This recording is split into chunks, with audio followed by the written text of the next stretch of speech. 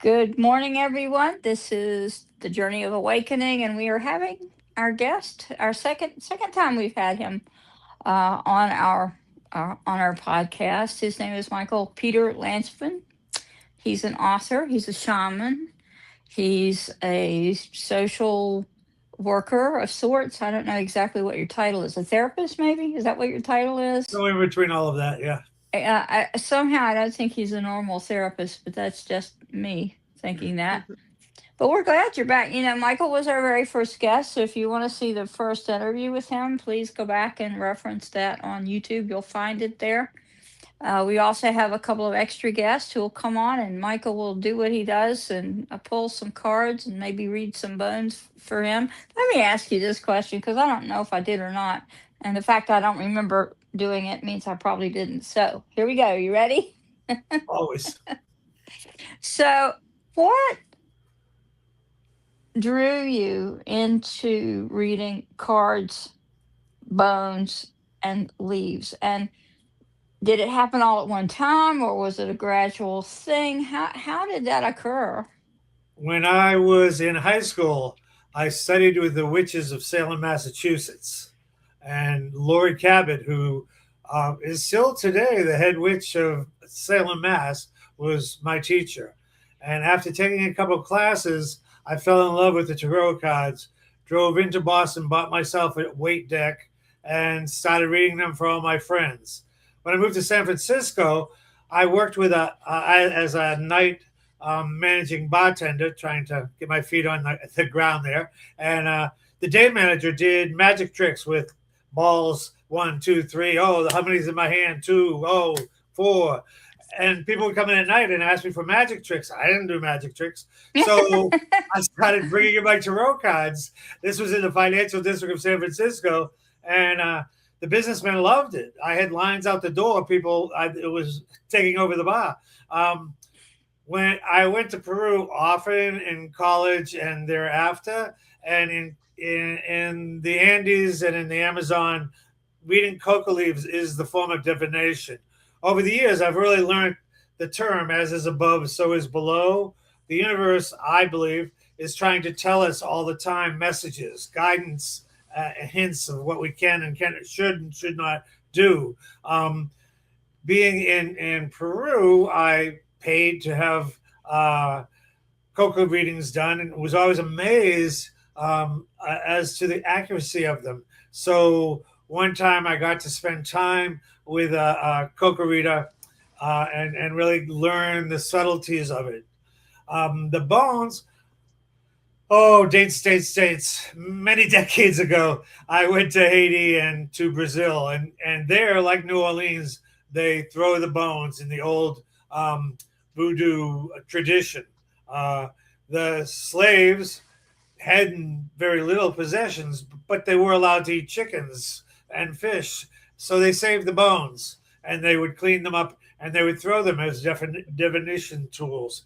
By being around people who did this, I was able to study and see how they overlap with the cards and with the coca leaves. So they each complement each other.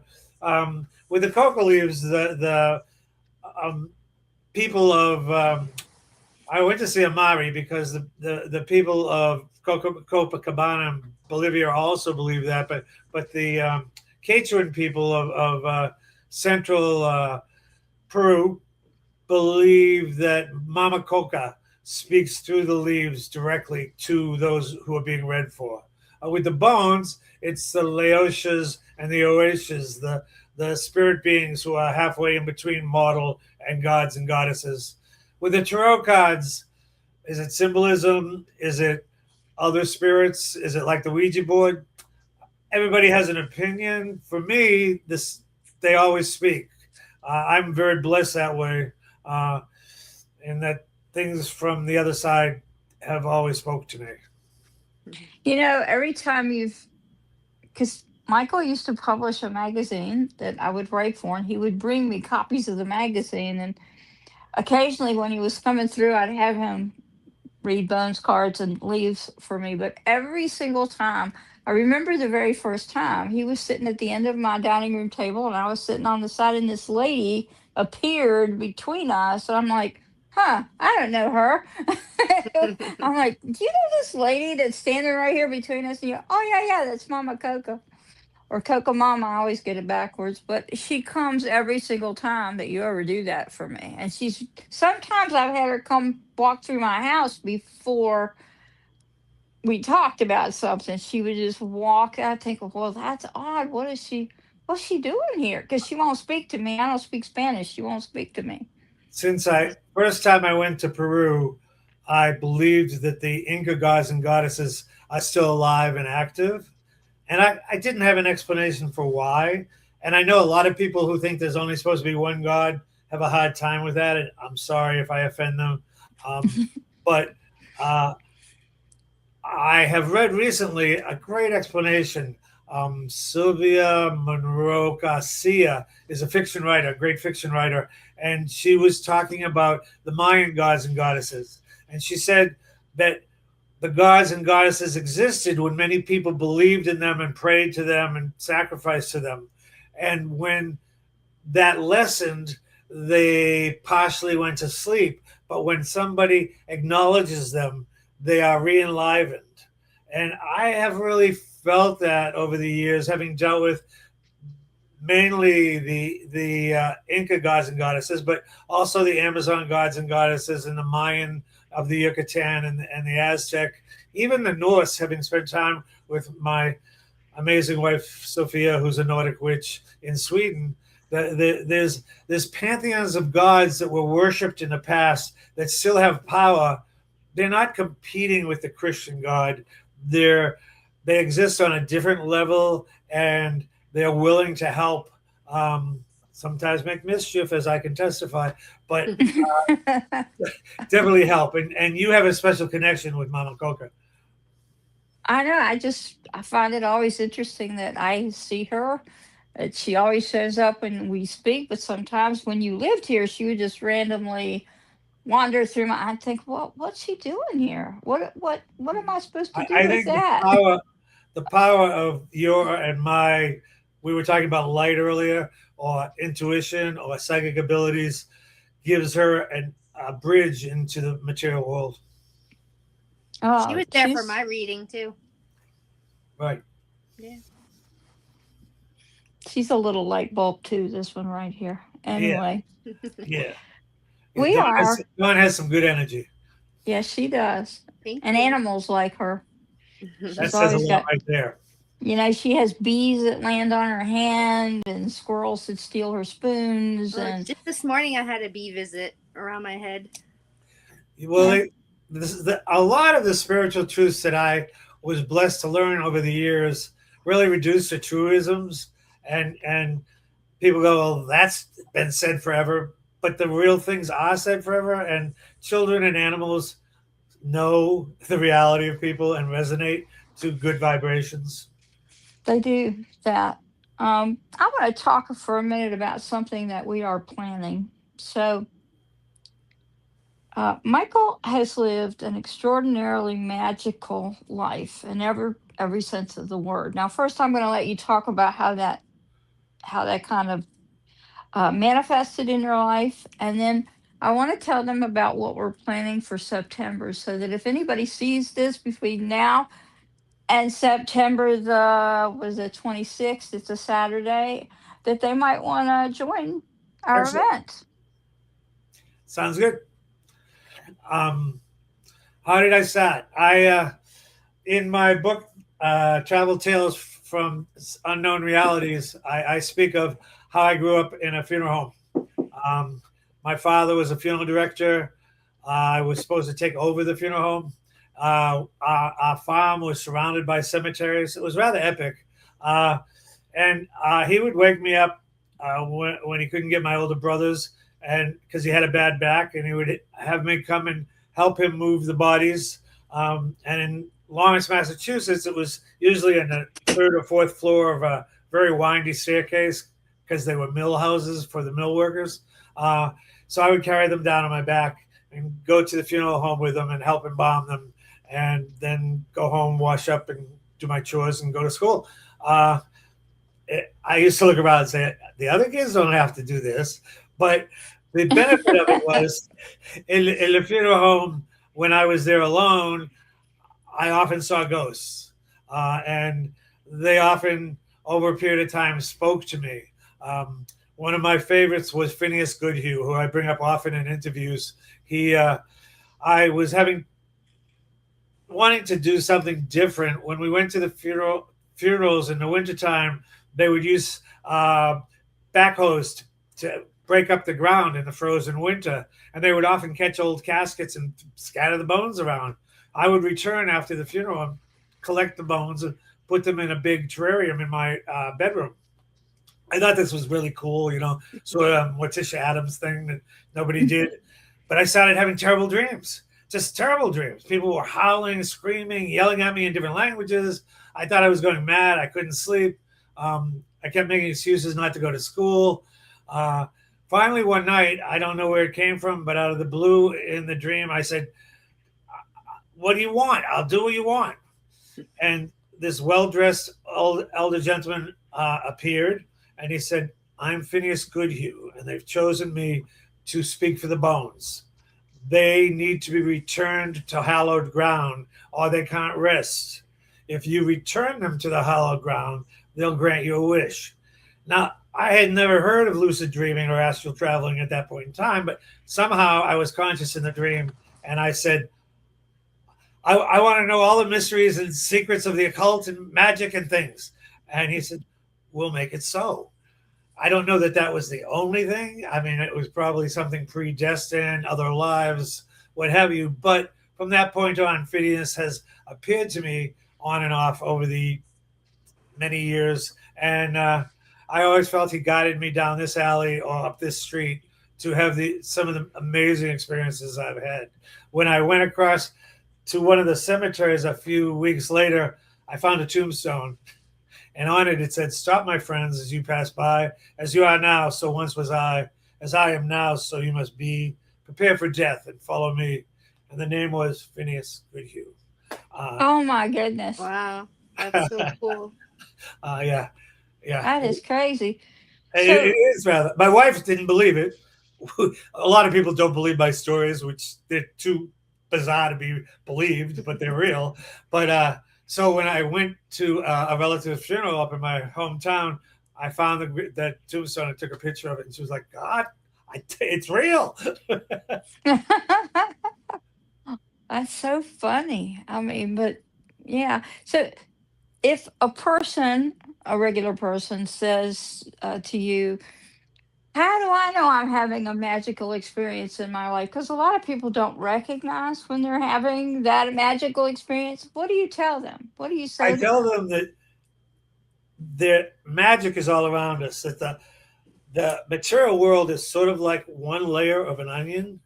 That there's many dimensions, there's many layers to that onion, and we're taught from birth. We even make an agreement before birth to live in the material world. But Harry Potter had it wrong. The Muggles aren't stuck in the material world, and there aren't magic people. Anyone who chooses to live a magical life, I believe, has that ability that humans have it wired into them. What it takes is desire and persistence more than anything else. And the amount of magic that surrounds us is phenomenal. Like I said, I've been blessed since an early age I'm sort of like a occult spiritual magnet of sorts. I just attract these things wherever I am. But people can set themselves up to have whatever degree they're ready for. And when they start doubting, the key is, what if this is real? What if there's a larger reality, and this that I'm hearing my grandmother's voice is real? That I'm seeing ghosts in the night is real? That I think little people live in my garden is real? What if I'm not mad? What if I'm just seeing more of the expanded existence? And once people start thinking like that and focusing on it, the layers of the onion open up widely. And we're at a time on the planet, I've known this was coming for a long time, but it's really accelerating now, where more and more people are waking up, where more and more people are getting messages from the other side, are having experiences are able to create the reality they more want and realize the power of their thoughts and their intentions. And what a wonderful time to be alive. Deadly if you're not careful about your thoughts and your experiences, but empowering and freeing if you are. That makes me want to ask you another question. Please. Several years ago, a famous book came out talking about how to manifest anything you want. Do you think it's possible? And do you have experience? I know you do, but I'll just ask the question. Do you have experiences that you can share where you manifested exactly what you wanted? And Yes. can you tell other people how they should do that, how they Sure. could Sure. do that if they wanted to? I after moving to San Francisco, I had worked with some amateur magazines in Massachusetts, and I kept meeting all these artists, writers, poets, cartoonists who were submitting their works to the big publishers and not getting accepted. So we started getting together and we started visualizing, using affirmations, doing magic rituals to manifest a magazine. We met in my living room. We met on the side of beach dunes, and we each would say something like, "We're going to have a magazine that sells well. We're going to have a magazine that changed people's lives. We're going to have a magazine that inspires people." Well, the first magazine, the second magazine, we printed like 2,000 issues. It took a while to sell them and what have you. By the time we had hit the 13th magazine, we we couldn't keep up with the demand. It became an international magazine, sold in 32 countries, all the states, all the provinces. I was signing $1 million worth of checks a year. I still get people who find me online and send me emails saying, "Thank you for inspiring me with that magazine. Thank you for changing my life." And we, a group of artists, writers, magicians, hopeful dreamers, manifested that magazine. That was a big one, but I've used it with many things in my life to manifest a job, to manifest a new place to live, to manifest even a relationship. Not now, I'm happily married, but early on, and in that occasion as well. Did I you was doing manifest ceremony. Sophia? Yeah, I was doing ceremony in Cusco, Peru, while I was writing a book, and my wife was not my wife then, was on a vacation from Sweden, and she was doing ceremony because she's a Nordic witch, and we were both hoping to meet someone that would really get us and really enjoy each other. We both got on a bus from Cusco to Lake Titicaca, and by the time we got there, we were in love. And now we've been married for, I don't know, 13, 14 years. Magic works, and we can really manifest what we want. What gets in our way is our doubts and our fears and our insecurities. And that's how it's kind of set up. It is set up so that if we doubt, if we have fears, if we think we can't, if we listen to the naysayers, then we live the same life, rather mundane and doesn't. But if we're willing to take a chance, in the tarot deck, the fool steps off the cliff and then he flies.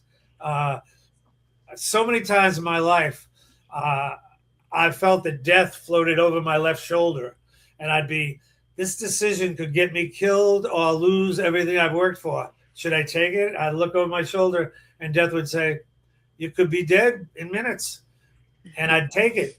Sometimes I almost died too many times, and sometimes I lost a lot of money or situations. But overall, I've just had a miraculous life.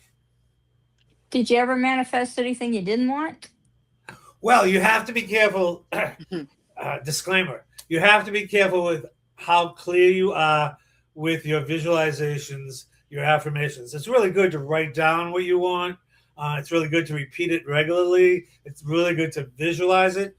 But I wanted to live near the ocean at one point. That's reasonable. So I visualized this nice cottage near the ocean that was cheap rent. Yes, I got it. There were 57 steps from the ocean up to it, carrying carrying furniture, carrying groceries. It was outrageous. But I hadn't even thought about how many steps there would be, or how easy access it would be. We really have to be careful how we fill in the dots. That's just so funny. It was. I have 8 steps. I think that's way more than enough. I couldn't I do don't have any right 57, now. I I'm don't fine with think. that. You know, I guess it made you healthier to do all Oh yeah, those well, a lot of things steps, have. but My older that's brother used to say, if it doesn't kill you, it'll make you stronger. what do you think about people who are really seriously ill? Can they manifest I've seen it. well Uh, health? yeah, I've seen it with the shamans in South America. Um, that and again, belief suspending. Uh, we get attached to illness. I I think anyone watching this, the two of you, well, the two of you are, but could can be healers, and we can help people to heal themselves. And if they believe in us, and if they radiate to the energy we share with them, that uh, there's no such thing as a terminal illness unless you're attached to it and it's your unwavering karma, which sometimes those things have agreed, I think, before we were born. But I have seen people. I mean, it's sort of like the Bible. I've seen the cripple walk and the blind see. It's if they believe, and if when the magic touches them, they feel it in a deep core, and if they're not attached to the illness as part of the definition of who they are, I think anything is possible. I was told I had terminal cancer at one point, and I worked with this in my chest. I had two doctors tell me odds were they could operate, but odds were I would die at the operating table. I spent time with this very strong magic worker, and we worked on it and worked on it and worked on it. And I went in for the operation, and after the operation, they said, "Don't sue us," but it was your thymus gland. They don't usually grow that big. It was pressing against your heart and your chest. Oh You goodness. don't have cancer. I think me and the psychic and I, trans trans Transformed it. Transformed it. Transmuted. that's right, Yep. transformed it. And two doctors saying I had terminal cancer, and then it turned out to be something else. That's pretty cool. I believe I've seen that with another person that we know, and it was supposed to be a cancer thing, and it ended up not being that at all. So I think that's probably what happened with her too. Yeah, I on a think small that aside, happened. while we're on that, I mean, I've become more and more disillusioned with our medical system. Uh, they Me too. say there's 33 uh, countries considered to be developed, and the only one of them doesn't have free medical, and that's the USA. But I, I've been exposed a lot more recently. My wife and I have been working with herbs, and um, the herbs have been used throughout history and are still being used in many cultures as healing forces. And they're not a pill that you can take and something changes right away. But if you use herbs well, either in teas and tinctures, in salves, you can heal so many things. They're so much more natural. In the Amazon, I saw many shamans walk. You'd say, "Well, I have this terrible wound," and they'd walk into the bush. They'd come back with a handful of leaves. They'd make a poultice and put it on, and it would get all better. And you ask them, "How did they know?" And they'd say, "Oh, I listened to the plants. They told me they were the ones that would heal you."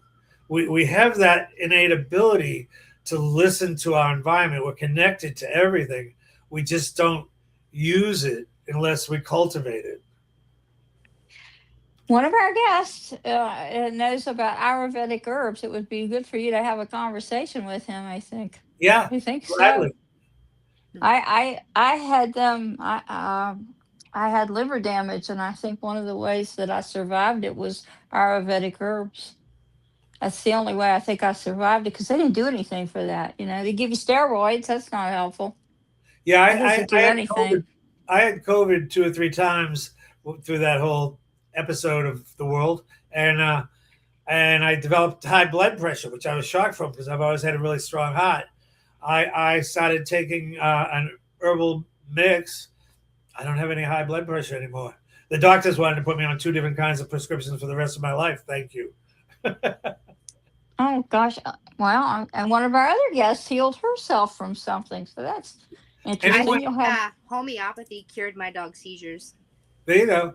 Yeah, no, it's really people give their power away to doctors, to bosses, to religious leaders, to a wide range of political leaders, and really, it's a time on the planet where everyone has to be their own leader, and everybody has to take back their own power. And those who do that, uh, the sky's the limit.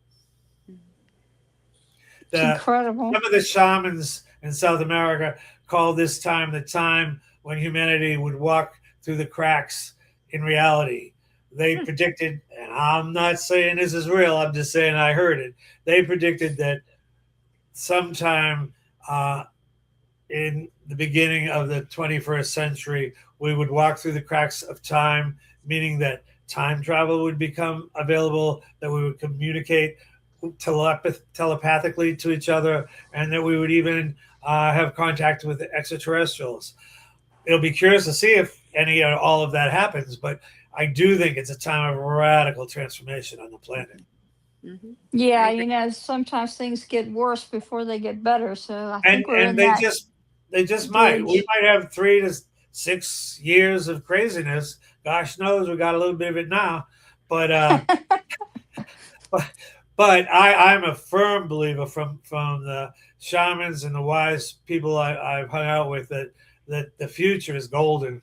We just gotta buckle down and stay true to our ideals, our dreams, and our hopes. With it with your travel, is there any one particular shaman that you learned the most from in South America? Michael spent a lot of his adult life in South America with different shamans because one of the books he's written is about the Amazon shamans. And so, is there one particular person that kind of is the standout shaman that really taught you a You lot, taught know, you life I altering think what the things? shamans taught me most of all is that we all have a piece of the answer.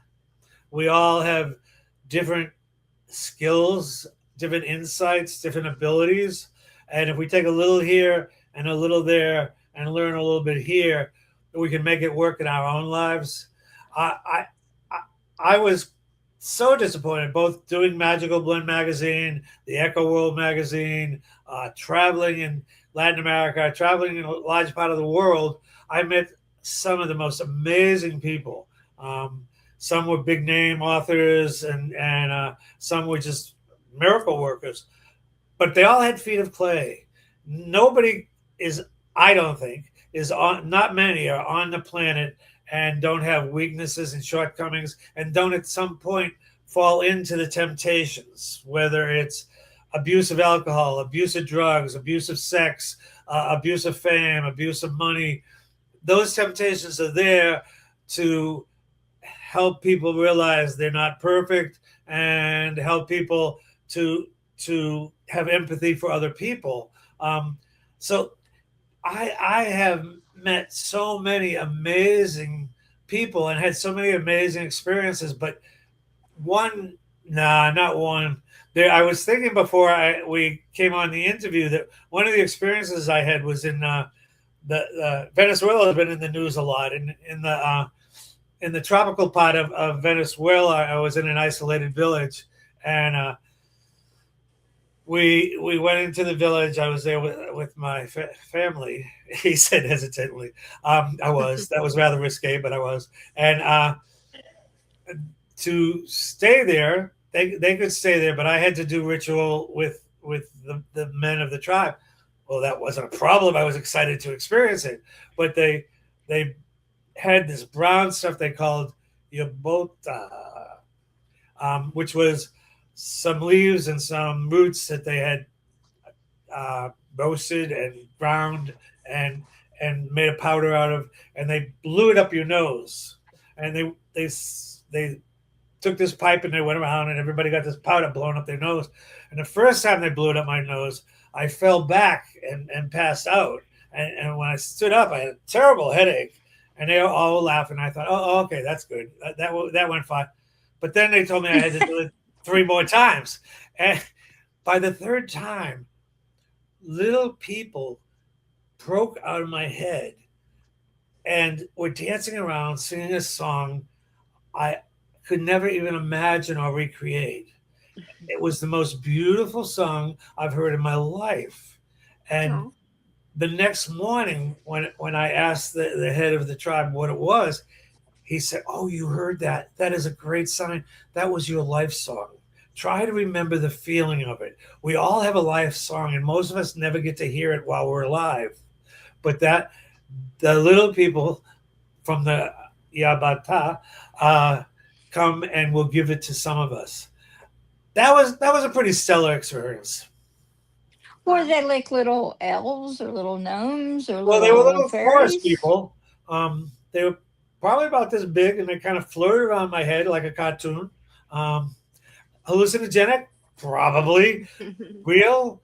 What's real? What's not real? That's a question I've asked myself many, many times in my life.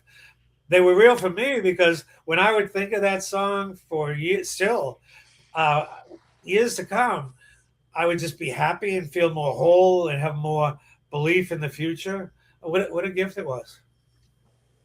That's amazing. I think it was real. I think it I was do real too. too. Yeah. And he didn't seem to have any problem that it was real. Yeah, that happens to some people. You're lucky. Well, then you were lucky. You indeed My are life has been very lucky. lucky, aren't you?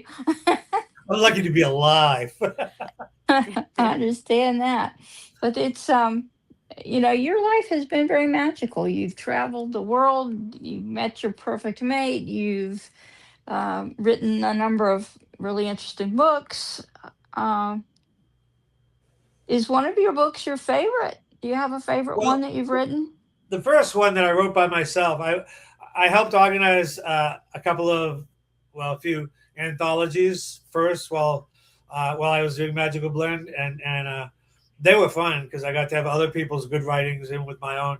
But the first one I wrote on my own and just had my name on was The Secrets of the Ancient Incas, and that told the story of how I had met the Inca gods and goddesses and how um, making a deal with them, which I warn people don't make deals with gods and goddesses. Uh, but they've affected my life ever since. But they helped me to they made me eventually adopt my children from Peru to my best friends in the world, and to write that book and other books and help me with a lot of the work I've done.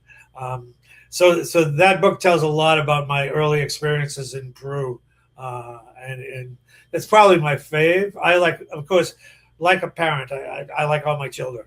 Uh, I'm honored to have had my books. Working on a couple of more, not sure which will come to fruition sooner, but have one stuck at the children's book stuck at the publishers, and another, The Secret of the Amazon Shamans, negotiating to get it out in print. So once those things clear up, I'll finish up one or the other of one of these books. I actually think I'm going to take the outlines I've made for these 2 books I'm working on and use that in this class that we're going to present September 26th. Yeah, it'll be an event. Yeah, that'll help me bring solid ground to these books. If somebody asks you how you interpret or how you learn to do the cards, the leaves, the bones, Get out of do your you way is the secret. My wife, who I can't help but talk about a lot because she's taught me her kind of magic, and we do such. let you? We've always done such different magic. Sophia Karen Axelson she's written 2 books in Sweden. We're going to get them translated at some point. But and magic workers of the Nordic countries love her. She taught me how to do Seda, which is the old Nordic way of basically letting spirits or the gods speak through you. It's like voodoo, um, but different.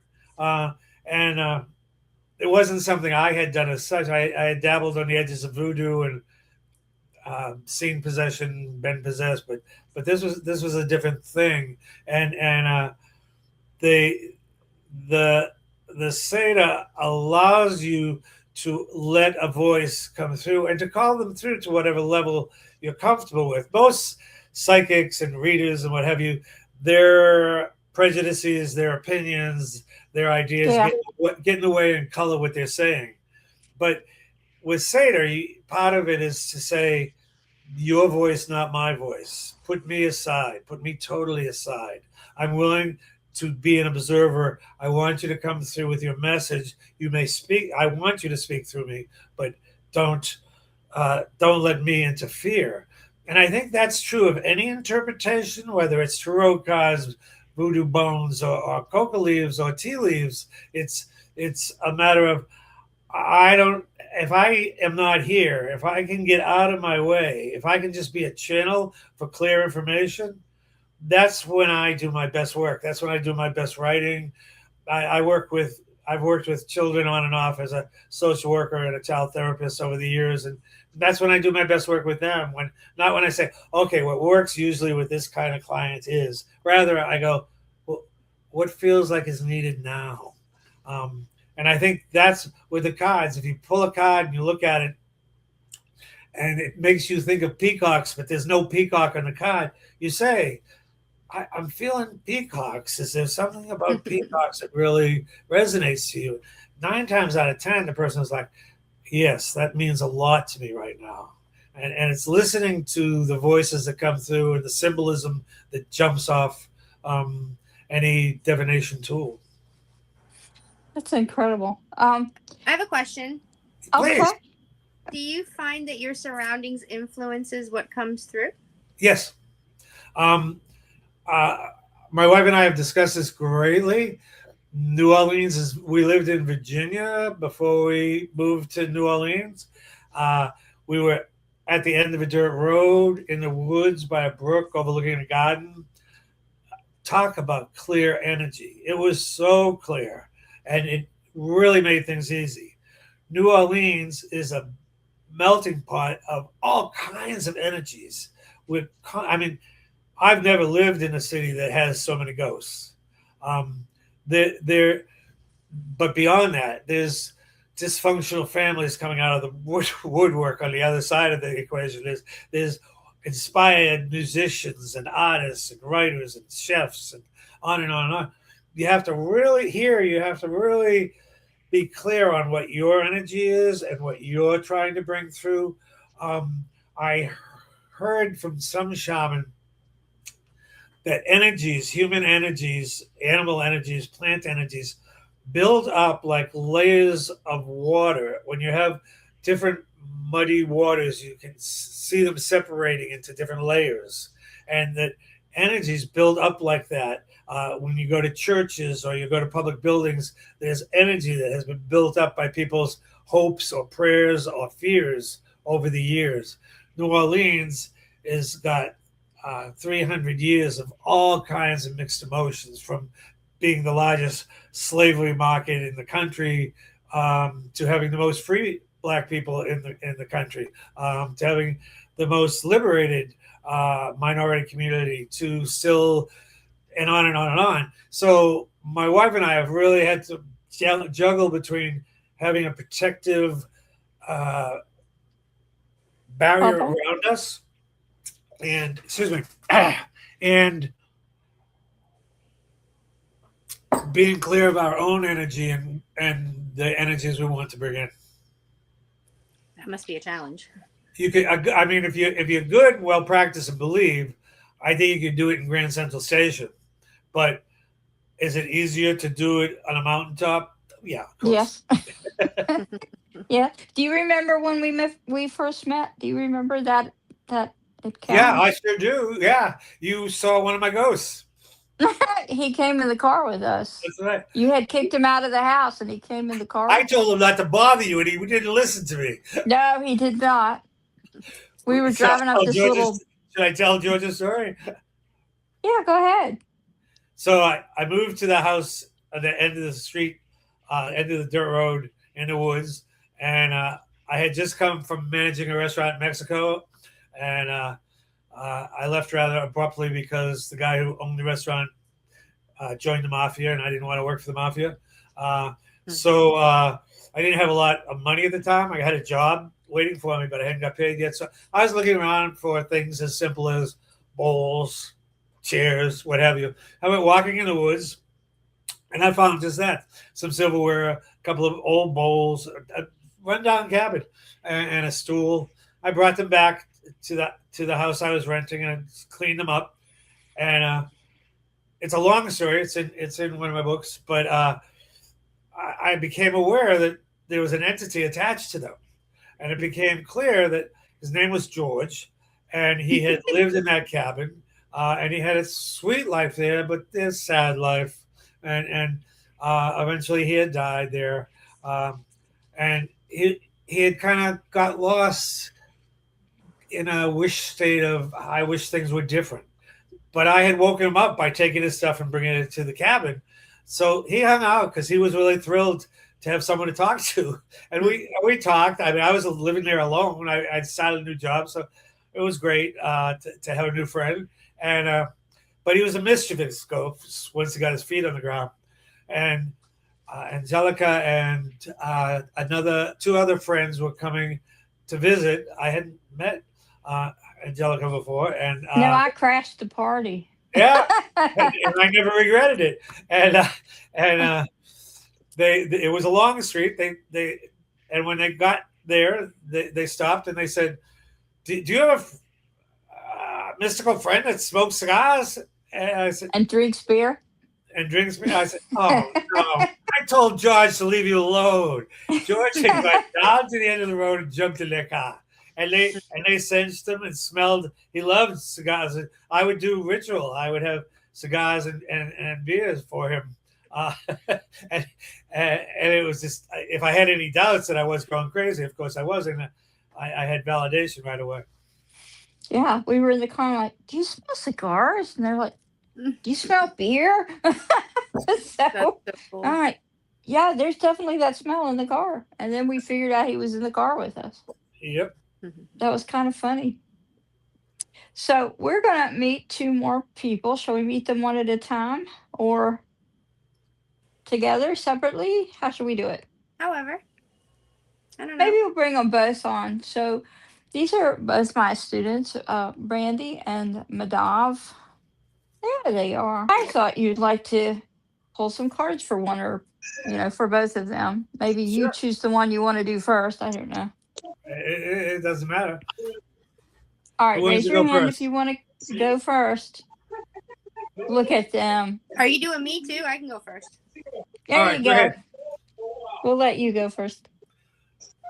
All right. Do you want to ask a question, or should I just draw a few cards and see? Spirit, so go for it. I use the weight deck because it was the first deck I bought, and I've tried quite a few over the years. I really like the Crawley deck, but it's got such wrong words on it. So I always go back to the weight deck.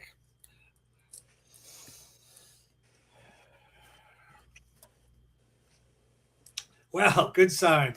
The first is the Chariot, which means that there's progress going forward, and that really speaks to your life, opening up a big obstacle that has been sort of like an albatross around your neck or a heavy weight holding you back is falling away, and you are starting to feel good about yourself and going forward with that. Resonates. The next is the Page of Coins. The Page of Coins speaks of he is the beginning of royalty. He's coming into his power. He has the ability to make things happen in the court. He has the ability, with right ambitions and right moves, to become one of the higher arcana, to become a knight, a king in the court. I'm going to pull 3 cards for each of you. That way, otherwise we'll read all day. The other is the Knight of Cups, which is the next step in Cups after the page. He speaks of being willing to receive and accepting that you deserve to receive. The universe, I believe, is a multifaceted place that offers us all kinds of gifts and insights and treasures, but we often go, "Oh, no, I don't deserve that," or "I can't handle that," or "That must be a mistake. I'm not ready for that." You're getting to a place of being able to say, "Thank you. Okay, let's accept that and go forward." And those are coming to you. It's a time of you coming more into your personal strength, your self-assurance, and being rewarded for those things. I have to tell you, you've got lots of time because I wanted to give you enough time to do everything for everyone if you wanted to. Let's do 3 and see how it goes. Okay. Okay.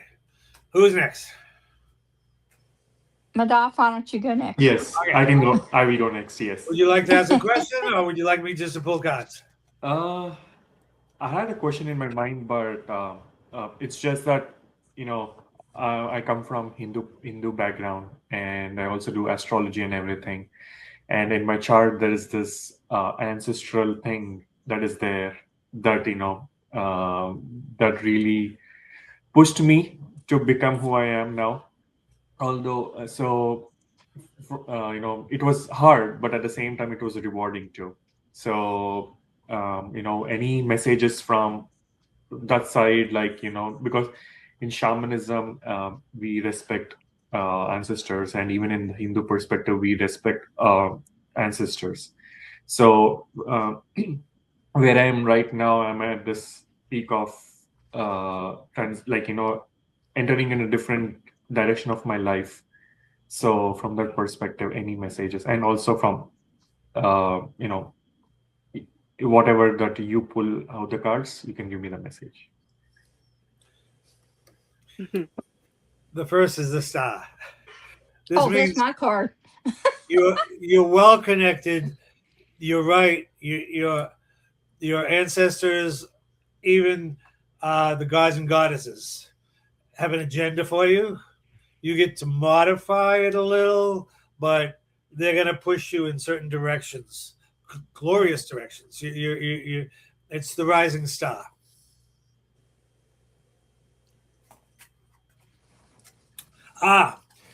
And your role is very important in this. You're at the place now, and you will be, where you have choices. A lot of people, I've talked earlier in this interview, how there's all these possibilities, but they never take advantage of them, or they say they don't deserve them. You just have to turn around with the 9 of Cups. You just have to turn around and choose the cups. And if you don't like what's in one cup, you get to choose another. Whether that's which god you speak to, which ancestor you listen to, you have the choice. So free will and fate are really big challenges for you, in that you have to use your discernment as to which speaks to you louder now. And asking for clarity in the guidance is okay. A lot of times we get messages and we say, well, I think they mean I'm supposed to plant carrots. What we say is, am I supposed to plant carrots? And then they go, no, we're talking about rutabaga. You get to decide. The two of you are I don't know if you're connected with Angelica or what, but you're pretty well blessed. Um, the Thank you. sun the sun is a lot of your hopes and dreams will come true. It's sort of like I think we've all had times in our lives when we go, I had hoped this would happen, but it's really happening. You're coming to a time like that where you will be able to say, yes, I did. I made a lot of difficult decisions and I made a lot of tricky choices, but they're paying off now. And you'll be refining. I advise you from the sun, I advise you, you probably already do, but to keep a notebook, just magical thoughts or magical dreams or something like that to keep track of what you want and clarify the good things that have happened and that you're going towards. And say, I, I, I thought I heard this message. Is this the message I heard? Right. All right, Brandy, you're up. All Thank you, right. Michael. Thank you. Did you have questions to clarify on that? Oh no, I'm good. Thank you. That was really insightful. Yes. Okay, Brandy, you've got a challenge ahead of you. This is the big debate card between my wife and I. She thinks it means the end of a chapter. Um, I think it's sort of like acupuncture. That you have to have uh, the energy flowing, and you have to have almost painful experiences to get that energy flowing. Uh, but it is a time of change for you. Oh, and what it brings is the Kingdom of Wands. That's a very powerful card. I love the wand. I love all the cards, of course, but I love the wands because they speak of new growth and they speak of connectedness to nature and to our true self. So, as you're challenged with minor inconveniences and pains and trouble, you need to remember that that's all part of growth. And that you're going to be at a place that you can sit comfortably with your power. Because when you do that, the world is your oyster. Oh, You that's really like get a huge payoff not too far down the pike. So, that's like the best card in the deck. That one. well, I'm not prejudiced, but it is a very I am. and it really speaks to the swords was one of we all have it every week.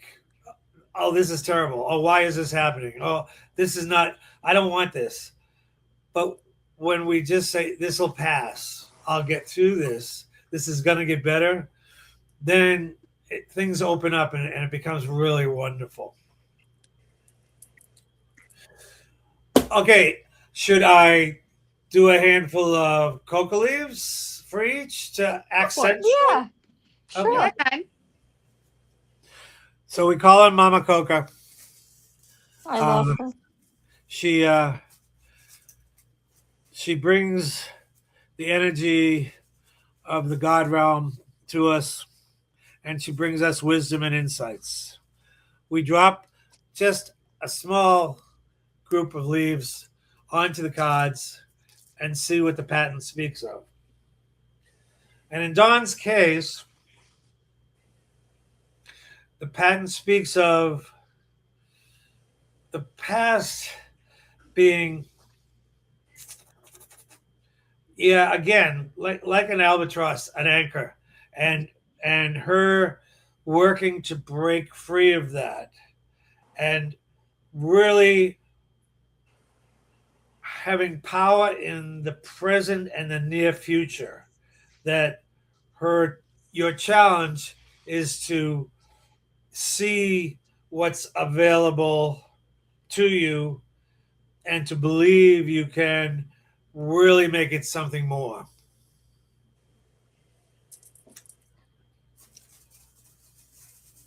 Do they speak to the future? Hers don't speak to the future. I don't know if that's because I did a small handful, or uh, or if they don't want her to know it. Oh, Let's do one for each, and then we'll see if we want to go to the future.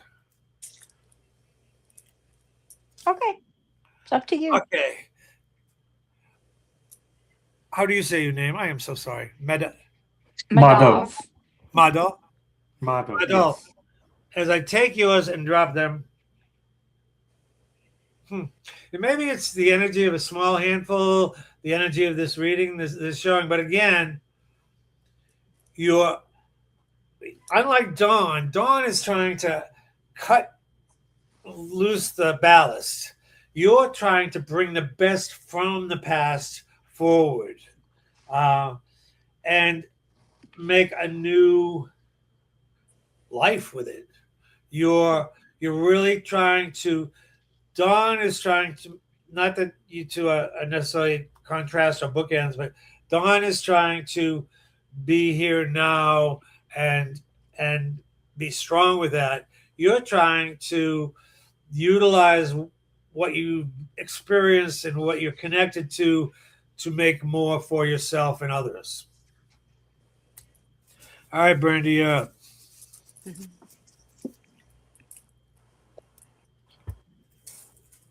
You're not saying a word, my girl. Did he answer a question with the cards?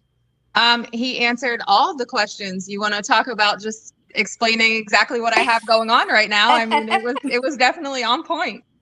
Excellent. There we go. Yours, Brandy. Huh. Where both the two previous cocoa leaves are connected to the past, you're pulling stuff up almost from your subconscious, uh, almost from unknown realms. Um, and that's your clay that you're trying to utilize to move into a more solid now and a clearer future. Uh, you've got feelers out as to, is this it? Is this it?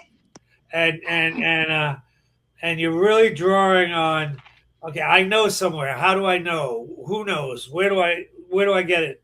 And to get which of those feelers make the most sense for you to put energy behind. Okay, any coca leaf questions? That was Perfect for me. incredible. You hit them all perfectly. Okay, let's talk to the bones. Being in New Orleans, that's all I can say. Being in New Orleans, there ain't no city like it. Do you remember what you said to me when you did the first session with me and you did the cards, you did the leaves, and you got to the bones, and I had a turtle bone reading with a lady many years before, but it was too funny. She used turtle bones. It didn't seem quite icky to me. And I'm vegetarian. I've been one for a long time. And you pulled these bones out. And I went, oh, bones. And you said, it's all right. He's getting this chicken that we ate. Now he's getting a new life. Do you remember telling me that funny thing? That's great. And I went through a period of time that I actually found boar and deer skulls in the forest. I would trip over them, and I took up painting them, and I used to. People were like, "Those are really different," and I'd say, "Yeah, in some ways, I'm giving them a second life," and I think that's what the bones do. I don't think you can really see the bones in this kind of. Yeah, you can't really, but There you they're go. Yeah. they're a combination of there's a couple of coins in there and a couple of rocks, but in general they're chicken and turkey bones, and the different ones that come out and how they fall, their patents speak.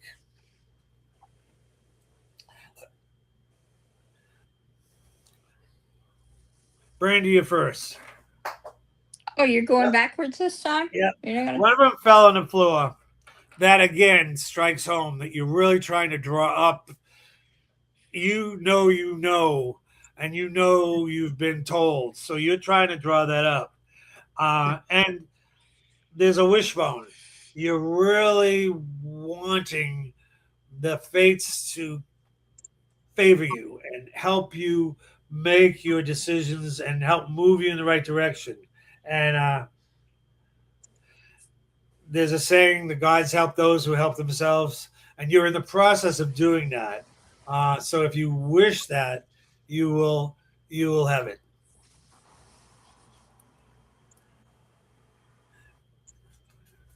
The one that fell on the floor speaks of the abyss. Anyone who I think anyone who seriously chooses to work with the psychic realms and magic and spirituality on some level has to pass through the abyss. We all have to experience a dark night of the soul. And unless you've fallen off a ladder, you're never really fully careful on that ladder. And it's that way that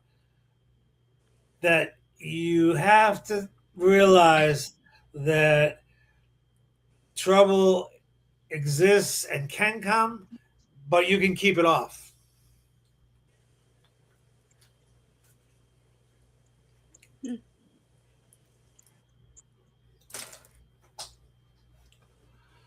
Huh. Lots of leg bones, which talks again about you moving forward. Yeah, there's a you're being nudged. You really you as I have Phineas and the Inca gods. You have high level spiritual beings who are nudging you. Sometimes where you want to go, and sometimes where they want you to go. And you sort of like when you're in a car and you got a flat tire, you got to really will it to go in the right direction. That's your challenge, is that you can't fight them, but you can focus their nudging.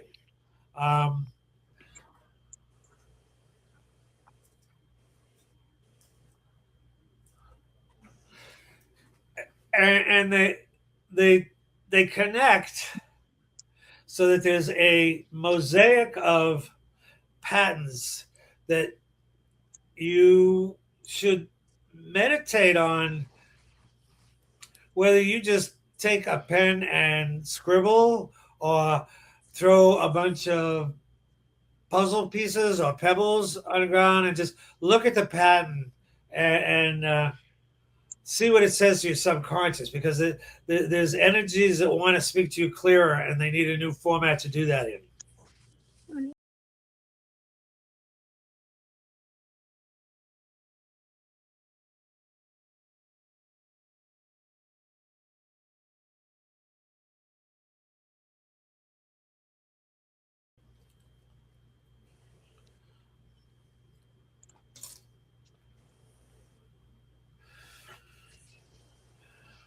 Okay, Dawn, you have thinner bones, which is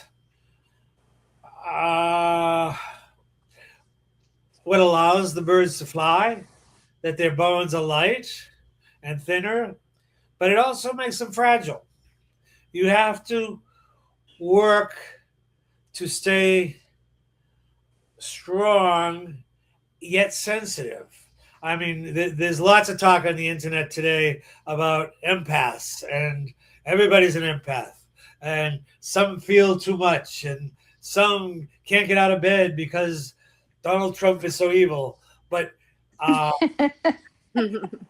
but you have a level of having energies come at you, and you're learning to transform them, to use them to further your dreams and your hopes. But it's not like you're a ostrich or a condor. you have smaller bones that you need to be aware of, and you need to build their strength, and you need to build your muscles to support them. I Okay, think that's that's metaphorical, isn't it? Isn't that metaphorical about strengthening your bones so that you can yeah, your muscles. fly? Yeah, exactly. Yeah. I'm open to any questions if you need clarity. Any of the three of you with any of that? No. I'm gonna put you on the spot. Oh, surprise. Do you want to know what I would like you to try to do? So what? You want to know what I would like you to try to do? Tell me. Okay. I'd like you to go back through each one of them and get what you get from other. Say that sort of channeling. Yeah. Okay. I have a little mantra I say. I'm calling on a spirit, an entity, an energy, wisdom, be wise, bring high intent, bring honesty, bring messages that will help. Put me aside, put me aside, put me totally aside. Bring through what will help each of them.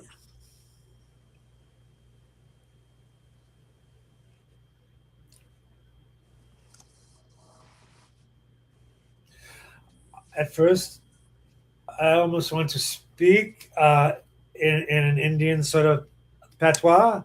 Uh, I'm feeling very strongly the energy of India around you. Uh, you you are bringing the best of India to Oregon and to your life and to your work. Your ancestors and the gods and goddesses are very proud of you. They want you to walk the tightrope mindfully. That you live in the material world, you live in the spiritual world, you live in the known, you live in the unknown. It's okay to have a lot of the unknown, and it's okay to trust what you feel you know. Uh, they are there for you as they came through me. Uh, your work with Aveda is important. Your work with the myths is important. Your work with spirituality and your own psychic abilities are important. You have a desire to help others and to balance that with paying your bills. This will all continue to balance out. You're on the right track. Wow. Brandy, I do know something about you, but I'm trying to make sure it's not me, but it's the wisdom coming through. But it's coming through strong. What we spoke of once before, not me, but them. You you are going to find a unique path back into the business world, not anywhere near where you once were, but being able to make money, allowing yourself mistakes for the learning, and utilize the internet, the different platforms, AI, and classes like this, but different, to spotlight talent and to help open minds and broaden people's spirits.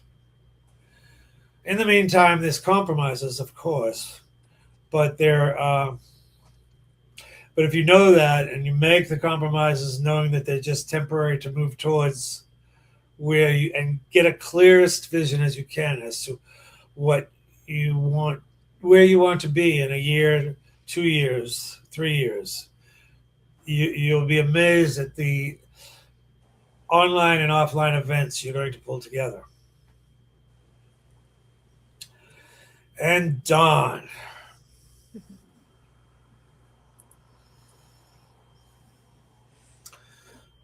More and better. Confidence is growing.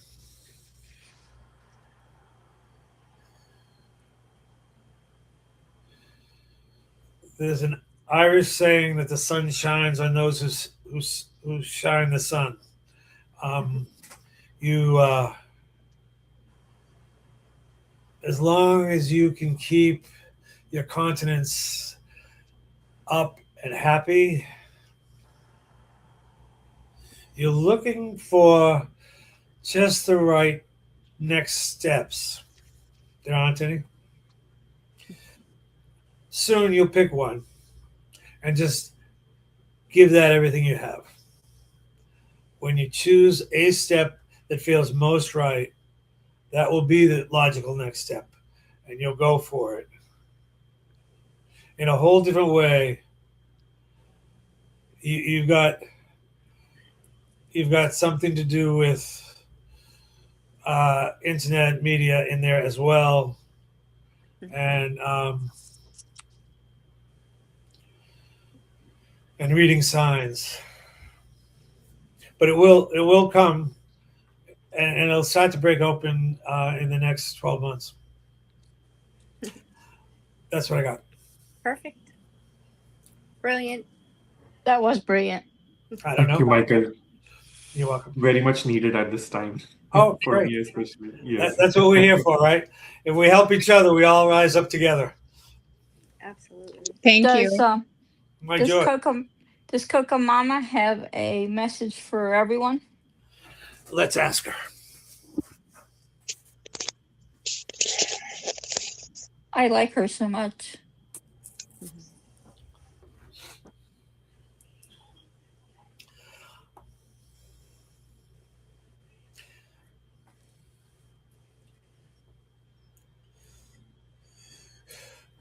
I feel that Coco Mama is real thankful to have been acknowledged by all of you. Is willing to stay with you to a certain degree and bless your days in the coming week. And that it's not coincidence the five of us were joined at this point in time. The children and the disenfranchised are a big part of the key.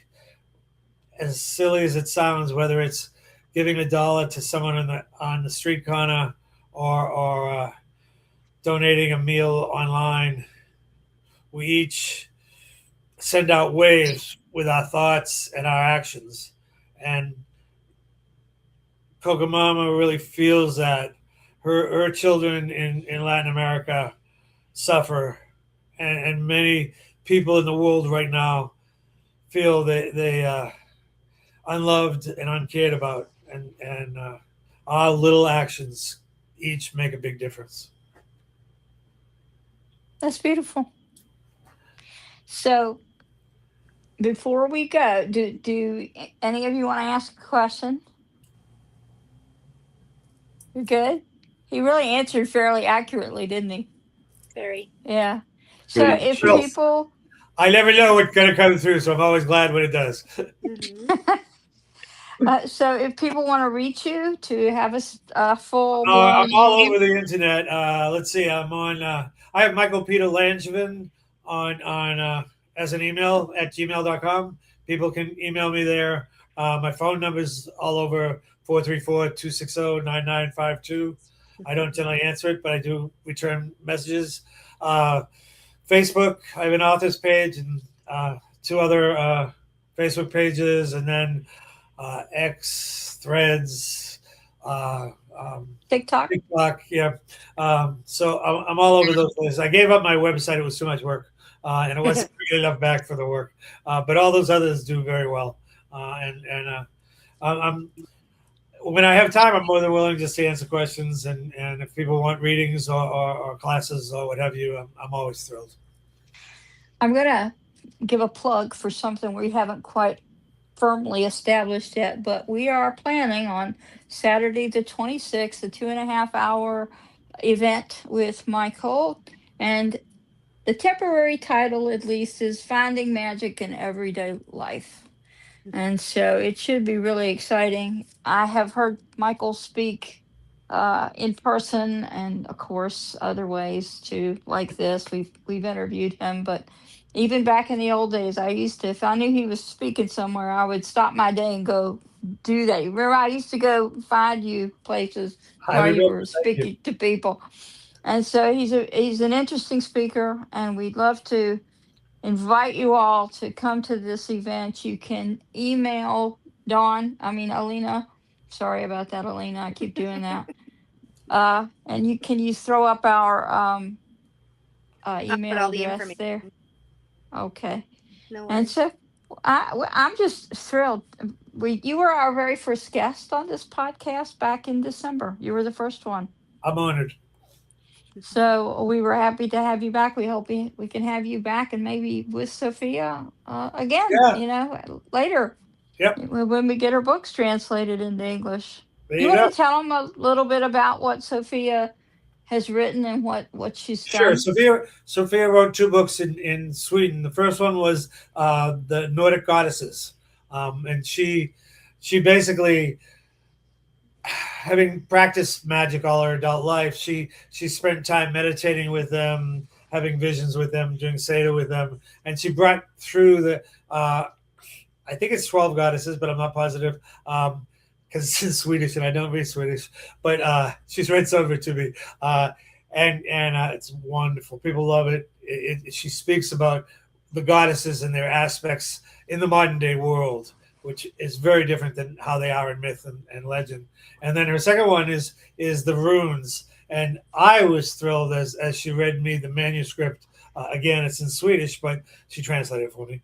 And what she did was she brought the runes, which are a divination tool that I've only danced around the edges of, into the 21st century. She made them so approachable and so relevant to today. It's almost uncanny. Yeah, it was a lot of her didn't writing she ability as well as her as a person. didn't her book sell out? The book about ruins? Yeah, Didn't it her sell books have out? sold out. I think they're both sold out right now in Sweden. She's trying to negotiate with a new publisher, but they've sold out like 3 or 4 times. Wow. They're really there's a underground Nordic. I don't know if it's underground, but there's a Nordic pagan and witchcraft and spiritual community, and she really tapped into the vein of that. Incredible. Yep. So one last thing. Anybody have any questions? Any questions at all for him? I have one quick question. Michael, if we want to get any of your books, where's the best place to get those? Amazon is the best place. Secrets of the Amazon Shamans is only available online at this point. I'm working to get it out in print again. But the Secret of the Ancient Incas and Spiritual Business and Travel Tales from Unknown Realities are all available on. You got to look at my page though, because other anthologies I've been in ended up on my page, so it looks like I wrote 25 books, and it'd be nice, but I didn't. Thank you. Thank you. So, can you stay with us a little bit longer, Michael, after we end here? Sure. So again, you want to throw up our email address if you want to be on our mailing list. If you want to subscribe, please do. It's free. It doesn't cost you anything. If you want to leave comments, please do that. If you want us to get Michael questions for you, we can try to do that as well. But yeah, so this will be great. I'm so excited that you were willing to give us your time and your energy. And I think the 26th will be really exciting. I'm really excited about it too, because I've been working on 2 different books, and I'm not sure if they're going to be 1 book or 2 books, and which parts are most relevant. So I'll be able to try that out with a live audience, and that'll help me refine the process of my new thinking.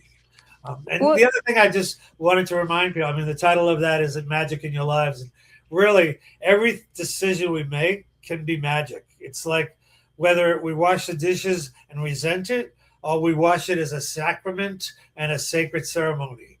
Whether we get out of bed angry, or we get out of bed excited of the adventures ahead of us.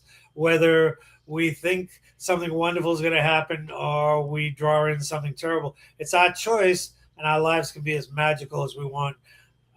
Sometimes I'm pretty stupid, but I, I just keep having miracles. So I think this magic works. I think it works too. What if you get out of bed because the cat screams at you? Does that count? Well, get rid of the cat. Oh no, we can't do that. Never. No, not King Leo. How funny.